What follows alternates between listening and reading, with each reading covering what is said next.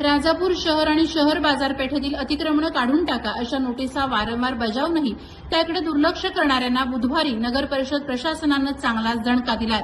मुख्याधिकारी अभिजित कुंभार यांच्या मार्गदर्शनाखाली आणि कार्यालय अधीक्षक जितेंद्र जाधव यांच्या नेतृत्वाखाली प्रशासनानं राजापूर शहर आणि शहर बाजारपेठेतील रस्त्यावरील सर्व अतिक्रमणं काढून टाकलीत। शासनाकडून लाखो रुपये खर्च करून बनवलेले रस्ते अतिक्रमणाच्या विळख्यात अडकल्यानं नागरिक आणि वाहन चालक त्रस्त झाले होते। व्यापारी आणि रस्त्यावरील विक्रेत्यांनी केलेल्या अतिक्रमणामुळे रस्त्यांचा वापर होत नसल्यानं शासनाचा निधीही वाया जात आहे।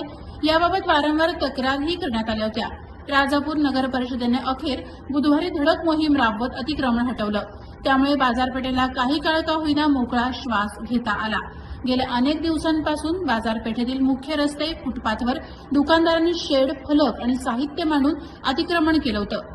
हातगाडी आणि फेरीवाल्यांमुळे तर पादचाऱ्यांना चालणंही मुश्किल झालं होतं। नगर परिषदेने यापूर्वी वारंवार नोटिसा बजावल्या, मात्र अतिक्रमणधारकांनी त्याकडे दुर्लक्ष केलं होतं। अखेर बुधवारी नगर परिषद प्रशासनानं आक्रमक पवित्रा घेतला।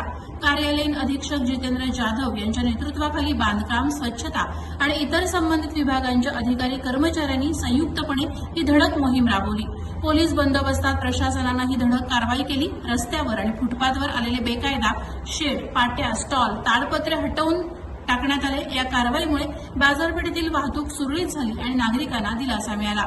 बुधवारी बाजारपेठ मोकळी दिसली असली तरी हा दिलासा तात्पुरता ठरण्याची भीती नागरिक व्यक्त करत आहेत। यापूर्वीही अशा मोहिमा झाल्या, मात्र 2-3 दिवसातच पुन्हा अतिक्रमण होतं असा अनुभव आहे। कायमस्वरूपी तोडगा, नियमित देखरेख आणि कडक दंडात्मक कारवाई करावी, मात्र आता यात किती सातत्य राहते यावरच भविष्यात काही दिवसात बाजारपेठेचा श्वास पुन्हा गुदमरतो का याकडे राजापूरकरांचं लक्ष लागलं आहे। प्रहार डिजिटलसाठी नरेंद्र मोहिते, राजापूर।